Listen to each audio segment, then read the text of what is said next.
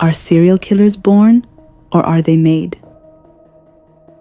Can you inherit evil, or does your environment determine this? This is going to be our discussion today.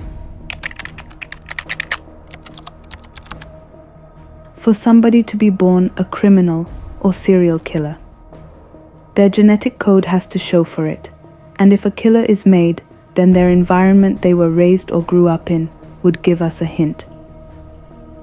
I will introduce the warrior gene, a gene that is linked to aggressiveness that is usually linked to criminals who commit violent crimes.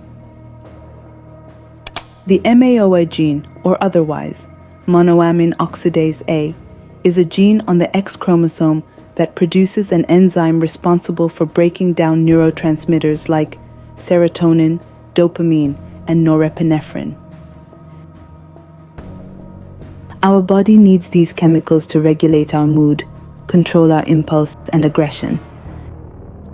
High MAOA activity, MAOA-H, efficiently breaks down neurotransmitters. So, people with high MAOA activity are usually better at regulating aggression. On the other hand, people with low MAOA activity tend to show a higher impulsive rate and aggression, especially in males. This is because males inherit only one X chromosome. Females have two X chromosomes.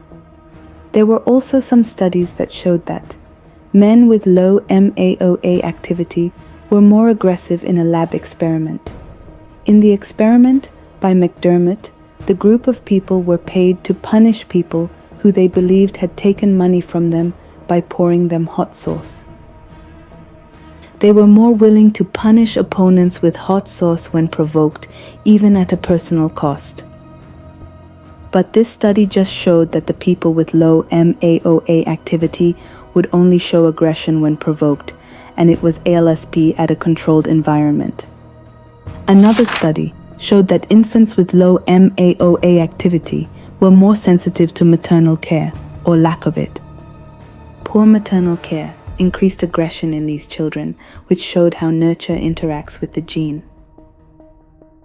Now there was this other research which studied violent versus non-violent inmates. He found that violent offenders were more likely to carry MAOAL variants than non-violent offenders. Stetler studied 89 incarcerated men who were composed of 49 violent offenders and 40 non-violent offenders.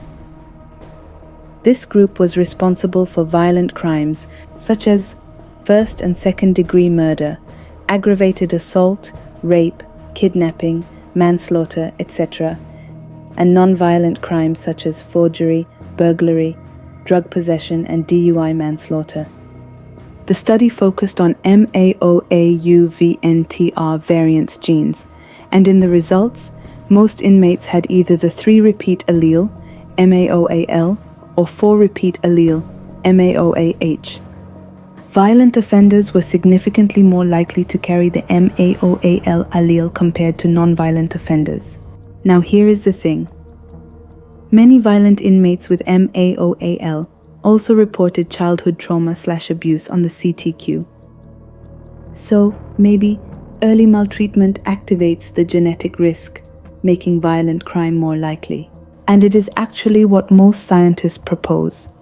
Early childhood trauma can activate MAOA gene activity, hence causing violent behavior.